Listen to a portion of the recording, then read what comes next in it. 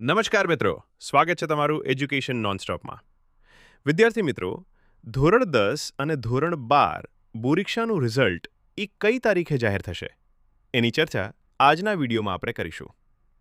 તો વિદ્યાર્થી મિત્રો, તાજેતરમાં લેવાયેલી ધોરણ 10 અને ધોરણ 12ની બોર્ડ પરીક્ષાની ઉત્તરવહીઓની મૂલ્યાંકન કામગીરી એ પૂર્ણ થઈ ગઈ છે અને હાલમાં તમારા માર્ક્સની ઓનલાઈન ડેટા એન્ટ્રીની કામગીરી પણ લગભગ પૂર્ણ થવા આવી છે. તો પરિણામ એ કઈ તારીખે જાહેર થશે? વિદ્યાર્થી મિત્રો, હાલમાં ગુજરાતમાં ગ્રામ્ય વિસ્તારમાં તાલુકા પંચાયત અને જિલ્લા પંચાયતનું ઇલેક્શન છે, જ્યારે શહેરમાં મ્યુનિસિપલ કોર્પોરેશન અને નગરપાલિકાની ચૂંટણીઓ આગામી 26 એપ્રિલના રોજ થવા જઈ રહી છે. તો બોર્ડનું રિઝલ્ટ એ ચૂંટણી પછી જાહેર થશે, એટલે કે વિદ્યાર્થીઓને પરિણામ માટે વોટિંગ સુધી રાહ જોવી પડશે. મતદાન બાદ જાહેર થશે ધોરણ 10 અને ધોરણ 12ના પરિણામ.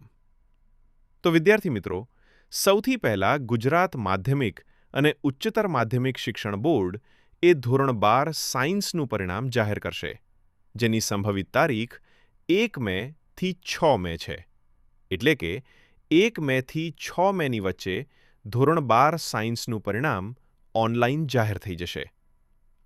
ત્યારબાદ ધોરણ 12 આર્ટ્સ અને કોમર્સનું પરિણામ એ જાહેર થશે, જેની સંભવિત તારીખ 7 મે થી 9 મે છે.